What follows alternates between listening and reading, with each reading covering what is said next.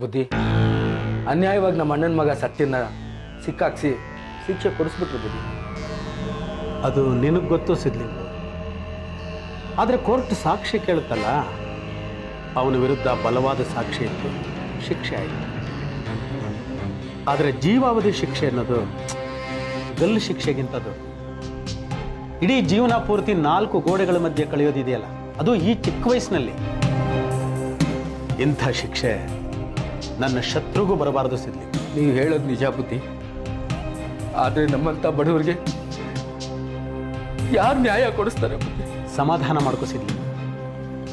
ನಿಮ್ಮ ಅಣ್ಣನ ಮಗನ್ನ ಈ ಜೀವಾವಧಿ ಶಿಕ್ಷೆಯಿಂದ ತಪ್ಪಿಸೋಕೆ ಒಂದು ದಾರಿ ಇದೆ. ಏನು ಬುದ್ಧಿ ಅದು?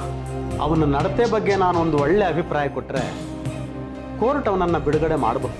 ಬುದ್ಧಿ, ನಿಮ್ಮ ಕಾಲಿಟ್ಕೊಳ್ತೀನಿ ಬುದ್ಧಿ. ಹೆಂಗಾದ್ರೂ ಮಾಡಿ ನಮ್ಮ ಹುಡುಗನ್ನ ಬಿಡಿಸ್ಕೊಡಿ ಬುದ್ಧಿ. ನಿಮ್ಮ ಹುಡುಗನ್ನ ನಾನು ಬಿಡಿಸಿದ್ರೆ ಅದರಿಂದ ನನಗೇನು ಲಾಭ?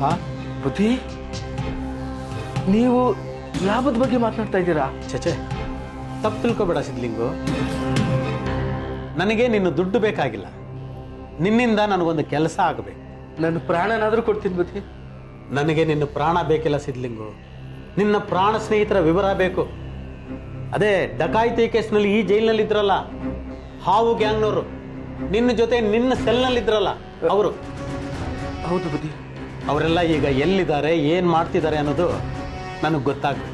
ನಾನು ಆಣೆ ಮಾಡಿ ಹೇಳ್ತಿದ್ದೀನಿ ಬುದ್ಧಿ, 6 ಜನದ ಜೊತೆ ನಾನು ಸೆಲ್ಲಲ್ಲಿ ಇದ್ದಿದ್ದು ನಿಜ. ನನಗೆ ಹೇಳ್ತಾನೆ ಇದ್ದಿದ್ದು ಆ ಕೇಳ್ಗಾರ ಶಾಮಣ್ಣನ ಜೊತೆ ಮಾತ್ರ. ಈಗ ನನಗೆ ಬೇಕಾಗಿರೋದು ಆ ಕೇಲ್ಗಾರ ಶಾಮಣ್ಣನೇ. ಈಗ ಅವನು ಎಲ್ಲಿದ್ದಾನೆ, ಏನು ಮಾಡ್ತಿದ್ದಾನೆ ಅನ್ನೋದು ನನಗೆ ಅರ್ಜೆಂಟ್ ಆಗಬೇಕು. ಬಹಳ ವರ್ಷಗಳಾದ್ರಿಂದ ನನಗೇನು ಜ್ಞಾಪಕ ಬರ್ತಾ ಇಲ್ಲ ಬುದ್ಧಿ. ನಂಗೆ ಸ್ವಲ್ಪ ಕಾಲಾವಕಾಶ ಕೊಡಿ ಬುದ್ಧಿ. ಹಾಗಾದರೂ ಪತ್ತೆ ಹೆಚ್ಚಿ ನಾನು ನಿಮಗೆ ತಿಳಿಸ್ತೀನಿ. ಆಯಿತು ಸಿದ್ಲಿಂಗು, ಆದಷ್ಟು ಬೇಗ ಈ ಕೆಲಸ ಆಗ್ತದೆ. ಸರಿ ಬುದ್ಧಿ, ನಾವೆಲ್ಲ ಬುದ್ಧಿ. ಆಯ್ತು.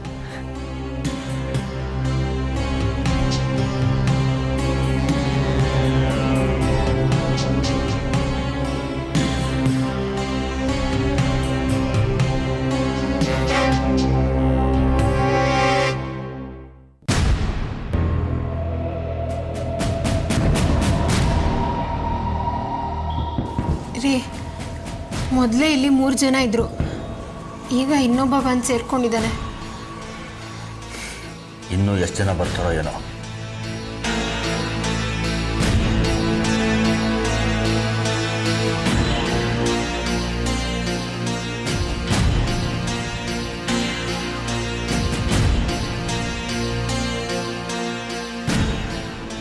ನಾಳೆ ನೀನು ರೆಡಿಯಾಗು.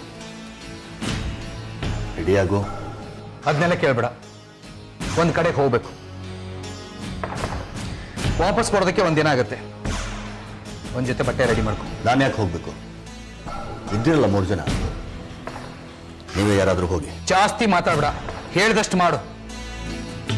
ನಾನು ಎಲ್ಲಿಗೂ ಹೋಗೋದಿಲ್ಲ. ನನ್ನ ಹೆಂಡತಿ ಒಬ್ಬಳನ್ನೇ ಬಿಟ್ಟು ನಾನು ಹೊರಗಡೆ ಹೋಗೋದಿಲ್ಲ. ನಿನ್ನ ಜೊತೆ ನಿನ್ನ ಹೆಂಡತಿನ ಕಳಿಸೋದಕ್ಕೆ ಅದೇನು ಜಾಲಿ ಟ್ರಿಪ್ ಅಂದ್ಕೊಂಡಿದೀಯಾ? ನೋಡಿ, ನೀವೇ ಮನೇಲಿ ಇರೋದಕ್ಕೆ ಅವಕಾಶ ಮಾಡಿಕೊಟ್ಟಿದ್ದೀವಿ. ಈಗ ಇವ್ರೊಬ್ಬರನ್ನೇ ಎಲ್ಲಿಗೋ ಹೋಗ್ಬಾ ಅಂದರೆ ಹೇಗೆ? ಮನೇಲಿ ಇರೋದಕ್ಕೆ ನೀವೇನು ಒಪ್ಪಿಗೆ ಕೊಟ್ಟಿಲ್ಲ, ನಾವೇ ಬಲವಂತವಾಗಿದ್ದೀವಿ.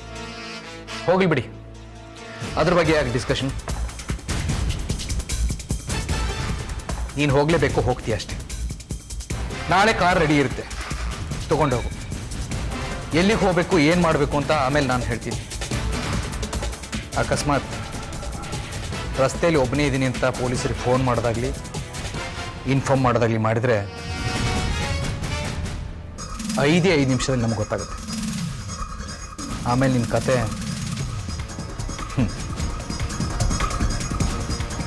ಅಕಸ್ಮಾತ್ ಹಾಗೇನಾದರೂ ಟ್ರೈ ಮಾಡಿದೆ ಅಂತ ಇಟ್ಕೋ,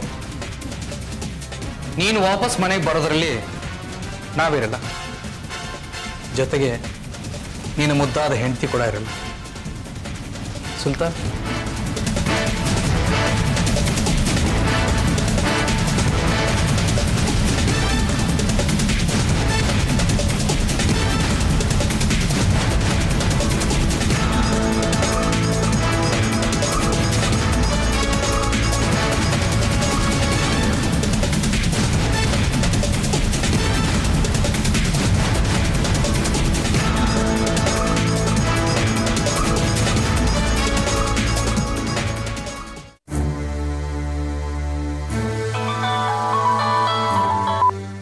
hello miss Vidya, I am Mathur here from Chennai. Hello sir, ಹೇಳಿ ಸರ್. ನಾಳೆ ನಾನು ಬೆಂಗಳೂರಿಗೆ ಬರ್ತಾ ಇದ್ದೀನಿ. I am taking chart tomorrow. ನಾಳೆ ನಾನು ಚಾರ್ಟ್ ತಗೋತಾ ಇದ್ದೀನಿ. ಎಸ್ ಸರ್, ನನಗೆ ಆರ್ಡರ್ ಕಾಪಿ ಬಂದಿದೆ. ನಾನು ಬಂದ ತಕ್ಷಣ ನನ್ನ ಟೇಬಲ್ ಮೇಲೆ ಎಲ್ಲ ಕೇಸ್ಗಳ ಫೈಲ್ಗಳು ಇರಬೇಕು. ಪರ್ಟಿಕ್ಯುಲರ್ಲಿ ಈಗ ಇನ್ವೆಸ್ಟಿಗೇಷನ್ ನಡೀತಾ ಇರೋ ಆ ಟೆರರಿಸಮ್ ಫೈಲ್. Sure sir. ನಾಳೆ ಬೆಳಗ್ಗೆ ನಾನು 8:15 ಫ್ಲೈಟಿಗೆ ಬರ್ತಾ ಇದ್ದೀನಿ. ಏರ್ಪೋರ್ಟ್ಗೆ ಕಾರ್ ಕಳಿಸ್ಬಿಡಿ. ಖಂಡಿತ ಸರ್, ಕಳಿಸ್ತೀನಿ. Okay, thank you sir. Have a nice day.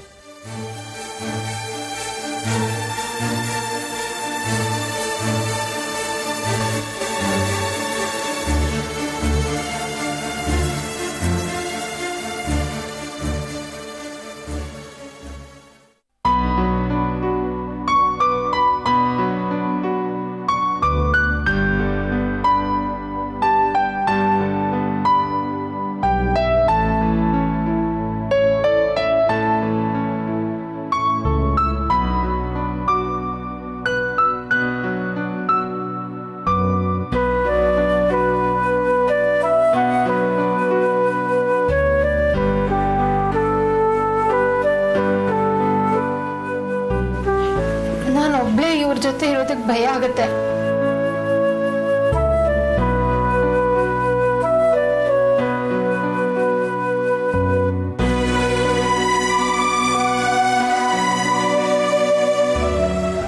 ಅರ್ಥ ಮಾಡ್ಕೋ ಕೋಕಿ, ನಾವು ಸಿಕ್ಕಾಕೊಂಡ್ಬಿಟ್ಟಿದ್ದೀವಿ. ಬಿಡಿಸ್ಕೊಳ್ಳೋದು ತುಂಬಾ ಕಷ್ಟ. ಈಗ ನಮಗಿರೋದು ಒಂದೇ ಒಂದು ದಾರಿ, ಅವ್ರು ಹೇಳಿದ ಕೆಲಸ ಮಾಡೋದು.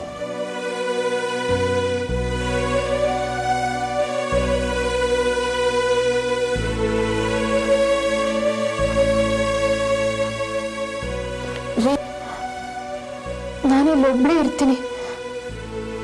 ಅವ್ರು ನನ್ಗೇನು ತೊಂದರೆ ಕೊಡಲ್ವಾ? ಒಂದು ಸಮಯ ನಾನು ಹೋಗೋದಿಲ್ಲ ಅಂದರು ಅವ್ರು ತೊಂದರೆ ಕೊಡೋದು ನಿನಗೇನೆ. ಒಬ್ಬರೇ ಹೋಗ್ತಾ ಇದ್ದೀರಾ, ಅಲ್ಲಿ ನಿಮ್ಗೇನಾದ್ರೂ ತೊಂದರೆ ಆದ್ರೆ?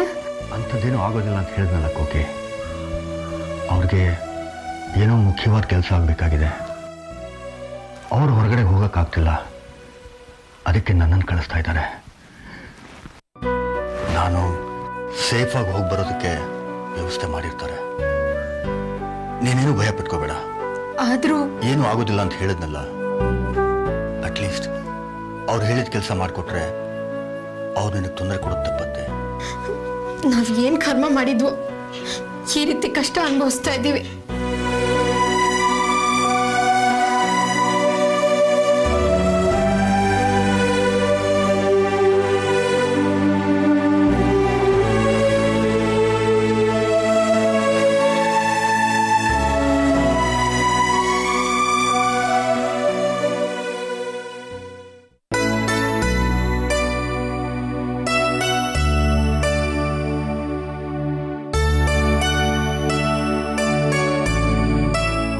ಡಾಕ್ಟರ್, ಬನ್ನಿ ಹೇಳಿಯವ್ರೆ, ಕೂತ್ಕೊಳ್ಳಿ. Thank you. ಮಾತಾಡ್ಸಿದ್ರಾ ನಿಮ್ಮ ಹೆಂಡ್ತಿನ? ಹೇಗನ್ನಿಸ್ತು? ಏನಾದರೂ ಇಂಪ್ರೂವ್ಮೆಂಟ್ಸ್ ಇದೆಯಾ? ಹೌದು ಡಾಕ್ಟರ್, ತುಂಬ ಬದಲಾವಣೆ ಕಾಣ್ತಿದೆ. ದೇವ್ರ ದಯೆಯಿಂದ ಬೇಗ ಹುಷಾರಾಗ್ಬಿಟ್ರೆ ಅಷ್ಟೇ ಸಾಕು. ನಾನು ಪಟ್ಟ ಕಷ್ಟ ವ್ಯರ್ಥ ಆಗಲ್ಲ. ಇಲ್ಲ ಹೆಗಡೆ ಅವರೇ, ನೀವು ತಪ್ಪು ತಿಳ್ಕೊಂಡಿದ್ದೀರಾ.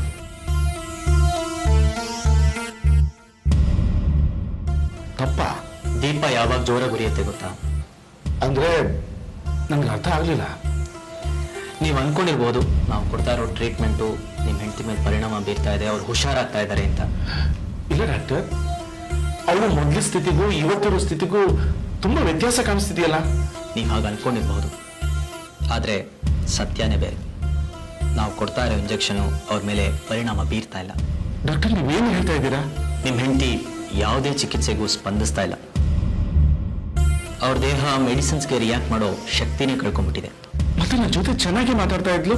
ಮೇಲ್ನೋಟಕ್ಕೆ ಅವ್ರು ತುಂಬ ಚೆನ್ನಾಗಿರೋ ಥರನೇ ಕಾಣಿಸ್ತಾ ಇದ್ದಾರೆ, ಆದರೆ ಅವ್ರು ಕಾಣಿಸ್ತಾ ಇರೋ ಥರ ಅವ್ರ ದೇಹ ಸ್ಥಿತಿ ಇಲ್ಲ. ನಿಮಗೆ ಈ ವಿಷಯ ಹೇಳಬಾರ್ದು, ಆದರೂ ಬೇರೆ ವಿಧಿನೇ ಇಲ್ಲ. ಅದೇನು ಅಂತ ಹೇಳಿ ಡಾಕ್ಟರ್.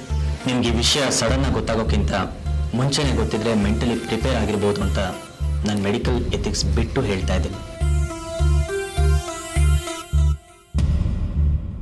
ನಿಮ್ಮ ಹೆಂಡತಿ ಇನ್ನು ಹೆಚ್ಚು ದಿನ ಬದುಕಿರೋಲ್ಲ.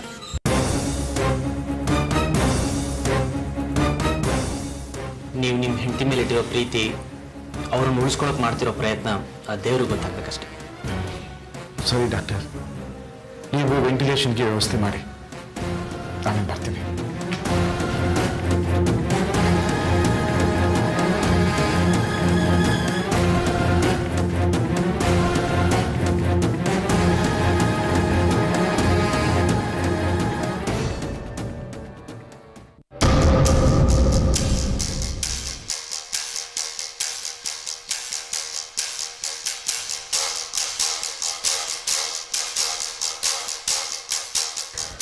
ಎಕ್ಸ್ಕ್ಯೂಸ್ ಮೀ, ಗಾಡಿ. ಹಾಂ, ಗಾಡಿನೇ. ಹಲೋ, ಇದು ಗಾಡಿ ಅಂತ ನನಗೂ ಗೊತ್ತು, ಆದರೆ ಇದು ನನ್ನ ಗಾಡಿ. ಈ ಗಾಡಿ ನಿಂದು ಅಂತ ಗೊತ್ತಿರೋದ್ರಿಂದಲೇ ಇದ್ರ ಮೇಲೆ ಕೂತಿರೋದು. ನೋಡಿ, ಸುಮ್ಮನೆ ನ್ಯೂಸೆನ್ಸ್ ಕ್ರಿಯೇಟ್ ಮಾಡಬೇಡಿ. ಜಾಗ ಬಿಡಿ, ನಾನು ಹೋಗಬೇಕು. ಎಲ್ಲಿಗೆ ಹೊರಡಬೇಕು? ಲಾ ಮಿನಿಸ್ಟರ್ ಜೊತೆ ಸೀರಾಕ್ ಹೋಟೆಲ್ಗ?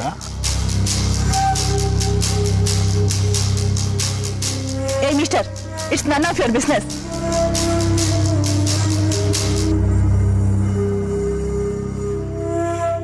I am from CBI.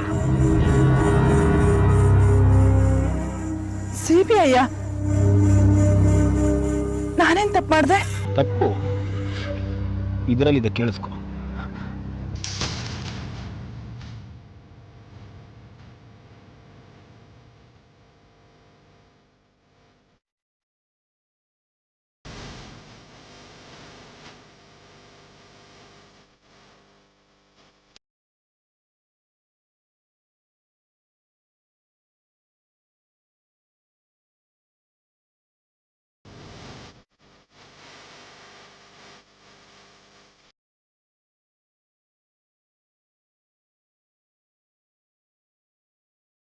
ಹೇಗಿದೆ ನಿನ್ನ ತಪ್ಪು?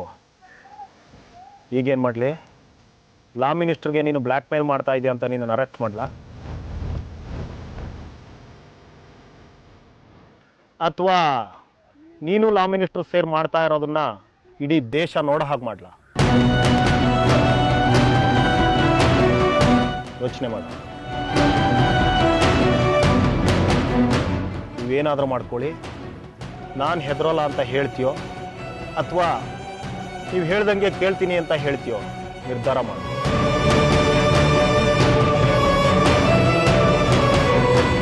ದಯವಿಟ್ಟು ಏನು ಮಾಡಬೇಡಿ ಸರ್. ಹೊರಗಿನ ಜನಕ್ಕೆ ಗೊತ್ತಾದ್ರೆ ನನ್ನ ತಂದೆ ತಾಯಿ ಆತ್ಮಹತ್ಯೆ ಮಾಡ್ಕೊಂಡ್ಬಿಡ್ತಾರೆ. ಪ್ಲೀಸ್ ಸರ್, ನೀವು ಹೇಳ್ದಾಗೆ ಕೇಳ್ತೀನಿ. ನಾನು ಏನ್ ಮಾಡ್ಬೇಕು ಅಂತ ಹೇಳಿ ಸರ್. ನಾನು ಹೇಳ್ದಂಗೆ ಕೇಳ್ತೀಯ? ಗುಡ್.